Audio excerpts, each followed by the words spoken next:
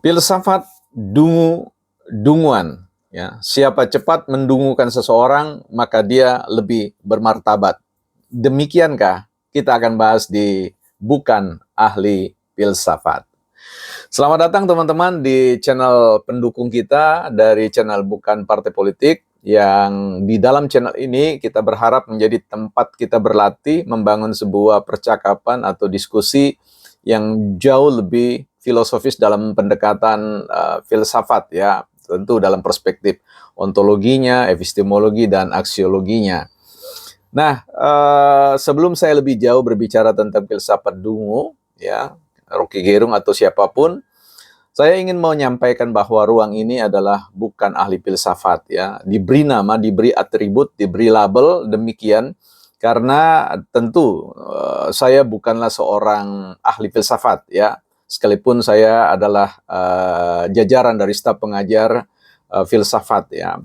Nah, tentu hadirnya bukan ahli filsafat ini sebenarnya menjadi sebuah ruang bagi mereka yang ingin bercengkrama dengan filsafat dan tidak merasa diintimidasi dengan jargon-jargon atau kerangka model berpikir filsafat yang banyak orang merasa tertekan, ya, ketika mendengar kata filsafat, seolah-olah filsafat itu adalah dunia yang keramat, dunia yang jauh dijangkau dalam pemikiran-pemikiran yang sederhana.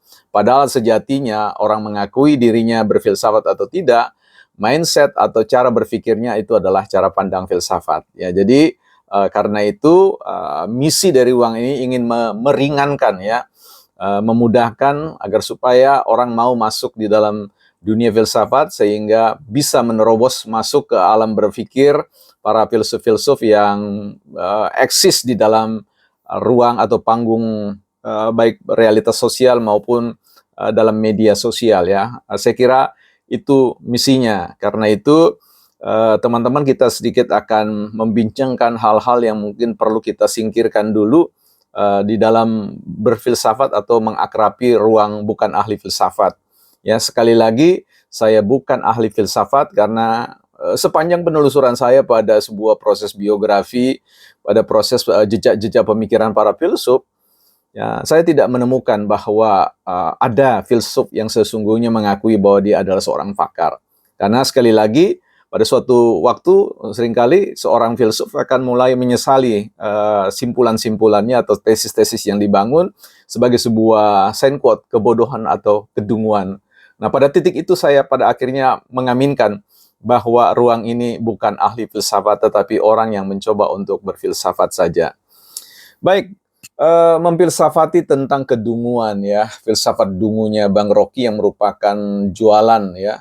Sign quote jualan artinya itu merupakan pamungkas, ya, ketika beliau tiba pada sebuah puncak yang kalau dalam konteks teori Kaizen itu titik optimal dalam berpikir, ya, sehingga ia mencoba untuk mencari, ya, semacam weapon, ya, senjata untuk memusnahkan lawan, ya, dalam berdiskusi, yaitu mendungu-dunguin orang dan membodoh-bodohi orang, mentolol-tololkan orang, ya. Di situ persoalannya. Nah, ini yang kemudian saya pikir banyak orang yang tentu simpati, ya, apresiasi terkait dengan apa yang dilakukan oleh Bang Rocky Gerung dalam konteks memperjuangkan, ya, memperjuangkan demokrasi politik di Indonesia. Tetapi saya harus memberikan sebuah catatan bahwa ada banyak cara berpartisipasi yang bahkan jauh dari pandangan publik, ya, silent participation, ya, behind scan, ya, itu menunjukkan bagaimana orang berpartisipasi secara senyap dan jauh dari keriuhan ruang media sosial. Dan saya banyak berkenalan dengan orang-orang itu. Guru-guru besar saya, profesor-profesor yang mendidik saya di semua jenjang level pendidikan yang berkesempatan saya tempuh, itu mengajarkan banyak hal yang tidak perlu harus diriuhkan. Bahkan kalau perlu, orang tidak tahu, ya, sentuhan atau partisipasi kita turut menjadi bagian dari konstruksi dari sebuah kemajuan atau peradaban yang baik. Beberapa teman-teman mencoba untuk menuliskan, ya, tanggapan-tanggapan yang menurut saya perlu saya respon di sini, ya. Sekali lagi berfilsafat itu, ya, kadar berfilsafat, kompetensi berfilsafat itu tidak dilihat dari apakah dia membaca sebuah buku asli atau sebuah buku terjemahan ya. Ada sisi-sisi negatif dari sebuah terjemahan, tetapi perlu dilihat juga ada sisi-sisi positif yang tidak mungkin diberikan oleh penulisnya. Jadi kita paham tentang persoalan memang secara negatif ya, sebuah buku yang diterjemahkan atau yang kita kenal translate ya, translator or traitor ya, artinya penterjemah atau pengkhianat ya. Itu konsep negatif saya kira ya. Tetapi kalau berbicara tentang translator itu punya pemahaman yang jauh lebih konstruktif yang membuka opportunity ya, peluang hadirnya the second idea yang tidak pernah bahkan dipikirkan oleh penulis aslinya sendiri. Seorang penerjemah bahkan pada satu titik bisa kita akui dia memperluas sebuah gagasan dari seorang penulis aslinya, bahkan dia hadir ya. Mengapa kemudian dia disebut sebagai pengkhianat dalam artian positif? Pada akhirnya dia tidak sepakat dengan pemikiran penulis itu dan mencoba untuk menghadirkan konstruksinya itu.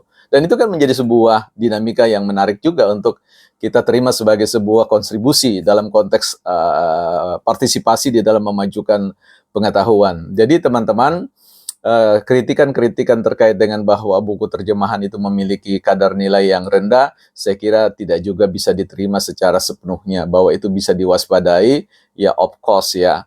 Seseorang di Indonesia membaca buku terjemahan, itu bukan karena mereka tidak memiliki kemampuan untuk mengakses dalam pengertian kemampuan language-nya, tetapi bisa saja karena memang untuk menghadirkan tulisan-tulisan itu agak sulit ya, berbayar dan sebagainya. Ya syukur-syukur kalau sekarang ini keran terkait dengan keterbukaan open journal itu memungkinkan seseorang untuk bisa banyak membaca perspektif-perspektif dari penulis-penulis asli ya. Jadi ini sebuah keberkahan bagi kita.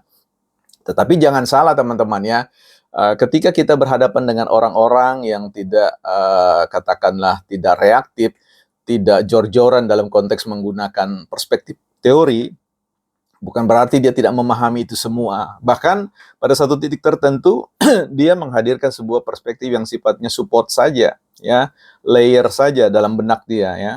Sehingga kita tahu bahwa ruang bukan ahli filsafat ini sebenarnya punya tujuan yang lain, sebenarnya bukan untuk mendemonstrasikan barisan referensi yang teman-teman baca ya, kemudian menggugat orang, mengattack orang lain, mengatakan apakah Anda sudah pernah baca ini, baca itu, dan sebagainya, seolah-olah ketika dia tidak menyampaikan itu, kita tidak pernah membaca ya. Saya kira tidak cukup sadar juga terkait dengan realitas respon-respon para intelektual di dunia ruang sosial ya, media sosial.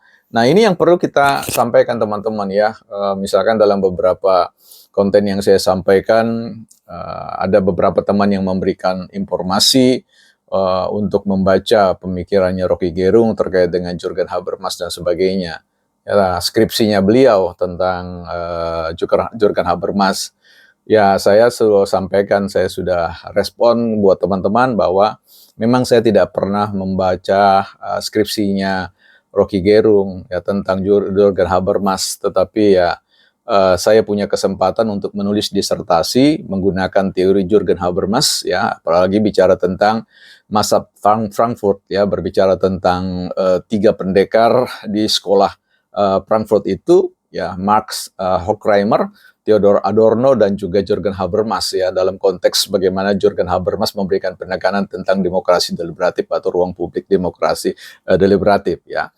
Nah, itu sebenarnya perlu kita sampaikan bahwa tentu Bang Rocky Gerung ya merupakan salah satu insan intelektual yang patut diperhitungkan, dan silakan saja siapapun yang mau menjadikan pikiran beliau itu sebagai sebuah referensi.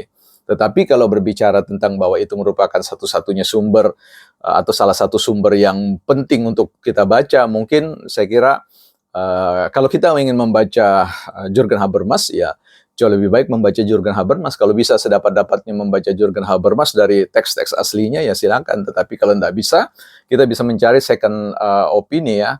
Artinya penulis-penulis kedua yang kita kenal sebagai middle theory ya. Middle theory itu mereka-mereka yang membahas tentang pemikiran grand theory atau pemikir teoritis yang pertama, ya generasi pertama.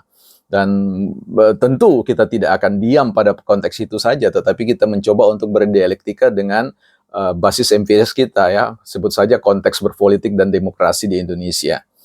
Nah, di sini saya ingin menyampaikan bahwa ruang bukan ahli filsafat ini ya sekali lagi merupakan sebuah ruang kita untuk mencoba untuk berdiskusi. Silakan mengambil posisi apakah menghadirkan tesis atau antitesis ya, atau cukup atau berkontribusi dengan sintesisnya, yaitu sesuatu yang kita akan rayakan bersama-sama teman-teman. Hanya saja mungkin agak sedikit perlu kita dinginkan begitu ya, dalam konteks ruang diskursus kita itu bagaimana menghadirkan perspektif yang jauh lebih beradab ya. Kita bisa bayangkan teman-teman bahwa kalau kita mengikuti cara berpikir Bang Rocky terkait dengan bahwa mengkritik terkait dengan presiden sebagai fungsi dengan kata bajingan ya, tolol ya, dungu itu sebagai sebuah kebenaran yang filosofis. Ya saya kira mungkin disinilah tugas kita bersama untuk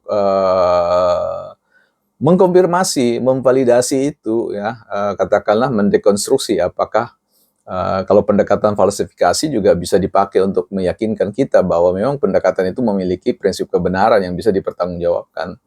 Tapi saya kira kita bisa membayangkan kekacauan yang luar biasa yang terjadi kalau kita mengikuti cara berpikir Bang Rocky Gerung ini. Sehingga nanti pada akhirnya kita jutaan orang di Indonesia ini akan mengatakan bahwa itu kepala dinas bajingan, itu kepala dinas tolol, itu dokter bajingan, itu dokter dungu, dokter bodoh, dokter apa semua. Wah itu manajer bodoh, dungu dan sebagainya. Bisakah kita membayangkan dunia seperti apa yang akan kita hadapi kalau pemikiran itu kemudian kita loloskan sebagai sebuah prinsip yang bisa kita sebarluaskan ya? Saya kira kita perlu menghadang pikiran-pikiran itu. Ini menjadi sesuatu yang perlu diperhatikan ya. Tetapi saya tidak mau bahas itu dulu ya. Saya ingin memberikan sebuah wacana terkait dengan bagaimana kita membangun filsafat kita. Saya bukan orang yang anti teori. Saya bukan orang yang mungkin kebiasaan saya tidak mengutip sebuah teori atau pandangan-pandangan para teoritis ya. Itu bukan berarti saya tidak mengakomodir dalam perspektif atau kerangka berpikir. Tetapi saya ingin mengajak kepada teman-teman untuk mengedepankan pemikiran sendiri ya. Apa itu dalam istilah Latin sapere aude ya, berani untuk mengetahui, berani untuk menjadi bijaksana, berani untuk menjadi santun, berani untuk berpikir dalam perspektif sendiri. Ini menjadi sebuah tantangan yang menarik ya, sehingga bukan ahli filsafat itu mengundang para peminat-peminat yang mau berfilsafat, yang mau berdiri dalam pijakan opininya sendiri. Nah, ini penting sekali ya, karena kita berharap bahwa jangan sampai kita menjadi apa itu disebut dengan parrot ya, burung nuri atau burung beo yang suka membeokan teori sana teori sini, suka melantunkan pemikir-pemikir secara historis. Tetapi saya mengatakan bukan itu tidak penting. Sisi terpenting dari ruang berfilsafat itu adalah diri kita. Ya. Bagaimana kita memfilsafatinya. Terserah mau pijakannya itu di startnya adalah mulai dari konteks kerangka grand teorinya, middle teorinya, low teorinya. Tapi basis empiris implementasi ya, katakanlah problematisasi dari fakta-fakta sosial, realitas sosial itu menjadi bagian tanggung jawab kita sekarang ini. Sehingga kita bisa memunculkan kemampuan kita di dalam menarasikan, mendeskripsikan, mengeksplanasi ya fenomena-fenomena basis empiris itu yang tentu datang dalam persentuhan kita sendiri. Nah, inilah merupakan target ruang bukan ahli filsafat untuk mengakomodir semua orang yang ingin memandirikan pikirannya, membangun sebuah keberanian untuk menyampaikan apa yang dia yakini benar atau salah, atau bahkan meragukan orang-orang ahli, ya, meragukan orang-orang yang selama ini diterima sebagai publik sebagai sumber kebenaran, dan mengusulkan, memproposalkan dirinya sebagai orang-orang yang mungkin juga benar.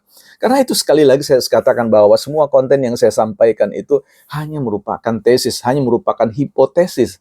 Ya, sebuah pernyataan yang kadar kebenarannya itu masih harus diragukan seragu-ragunya. Sehingga itu membuka ruang celah bagi orang lain untuk berdiskusi, merespon, bahkan membantu untuk kita mencapai pada sebuah titik kesimpulan yang sulit untuk kita bantah sendiri atau orang lain bantah. Bahkan kita sendiri pun tidak bisa membantahnya. Nah, disinilah tanggung jawab filosofis kita. Anda dipanggil untuk bukan kita saling apakah Anda sudah baca buku A, buku B dan sebagainya. Saya kira biarlah itu menjadi sebuah pengetahuan di belakang layar kita masing-masing. Kita hanya ingin menilai bagaimana cara kita, bagaimana kita menyampaikan sesuatu itu ya. Pada prinsipnya apa yang kita sampaikan itu sedapat-dapatnya itu berguna. Kalaupun tidak, tentu kita menanti ya pikiran-pikiran yang jauh lebih baik dari apa yang bisa saya sampaikan. Karena itu teman-teman silakan hadir di sini, silakan gebukin pikiran-pikirannya, dan tentu saya ingin melihat perspektif original dari teman-teman, bukan pinjaman ya apakah sudah membaca Jürgen Habermas, apakah sudah membaca teori dari Immanuel Kant, Hannah Arendt ya, Paul Ricoeur dan yang lain-lain. Udahlah, saya ingin tahu pikirannya Bejo, Mas Bejo, saya ingin tahu pikirannya Mbak Wati, saya ingin tahu pikiran filosofisnya dari Fatima, ya, dari Halimah atau siapapun ya, itu yang paling menarik buat kita ya. Silakan saja ya. Saya memiliki beberapa buku yang tentu tidak semuanya bisa saya baca karena keterbatasan energi manusia, tetapi secara selektif bisa membantu memberikan frame dalam berpikir. Dan tentu beberapa soft file yang ada di komputer, di tablet saya, referensi-referensi yang bisa kita dapatkan dari luar negeri dan kita baca. Tapi sekali lagi, ruang bukan ahli filsafat bukanlah sebuah ruang untuk pamer-pamer bahan bacaan atau pamer-pamer anutan-anutan teoritis dunia, kelas dunia ya. Kita hanya mau mendengar pemikiran Nusantara, pemikiran Indonesia, apa yang teman-teman alami dan Anda ingin katakan. Dengan sederhana saya katakan pikiran Anda, sampaikan pikiran Anda, dan sampaikan perasaan teman-teman. Bukan ahli filsafat.